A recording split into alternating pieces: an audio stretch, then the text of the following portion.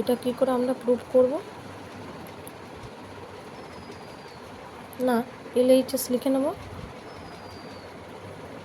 Left hand side কি না root sec theta -1 by sec theta +1, okay, equal to, দেখো আমরা রুটের ভিতরে নিউমারেটর ডিনোমিনেটর উভয় পক্ষে কী করে নেব না sec থিটা -1 দিয়ে ওপর নিচে মাল্টিপ্লাই করে নেব।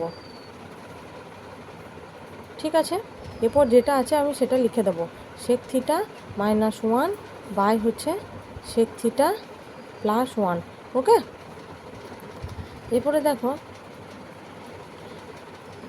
sec থিটা -1 sec থিটা -1 এটা ডাবল আছে, তাহলে আমরা উপরে লিখতে পারি কি না sec থিটা -1 তার হোল স্কোয়ার লিখতে পারি।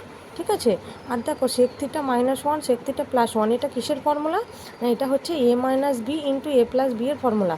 তাহলে এখানে দেখে নাও ফর্মুলাটা a + b ইন্টু হচ্ছে তোমার a - b।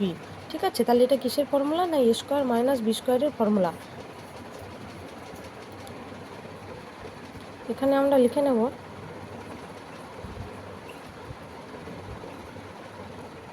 এখানে লিখে নিচ্ছি sec² থিটা -1² থিটা। ঠিক আছে, a² - b²।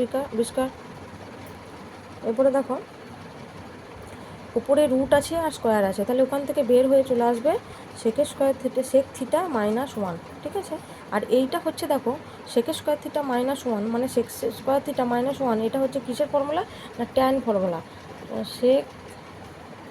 sec² theta -1 equal to আমরা লিখতে পারি tan² থিটা। ঠিক আছে, তাহলে এখানে হচ্ছে আমরা লিখে নেব tan থিটা, কেন না রুট আছে, তাহলে স্কোয়ার থেকে আমরা রুটটা বের করে নিয়ে চলে এলাম, তাহলে tan থিটা লিখে নিলাম। ঠিক আছে, এরপর আমরা লিখবো দেখো ইকুয়াল টু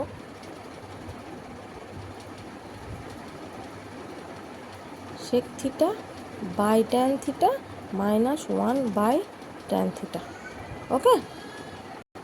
দেখো তাহলে ইকুয়াল টু sec থিটা মানে আমরা কী জানি না 1 বাই cos থিটা, আর tan থিটা মানে আমরা কী জানি না sin theta by cos theta, okay, -1 by tan theta মানে আমরা কী জানি sin theta by cos theta equal to, দেখো না এখানে এইটা যে আছে এই যে ফ্র্যাকশনটা এটা তো রেসিপ্রোকাল হয়ে ওপরে উঠে যাচ্ছে না, তাহলে এখানে আমরা কী লিখব 1 by cos theta into cos theta by sin theta, okay, minus এটাও রেসিপ্রোকাল হয়ে উপরে উঠে যাচ্ছে, তাহলে cos থিটাটা উপরে উঠে যাচ্ছে cos থিটা বাই হচ্ছে sin theta.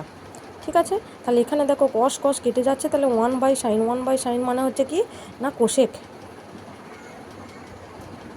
Theta minus cos theta by sin theta মানে ট্যানের অপোজিটটা, তার মানে cot থিটা হয়ে গেল।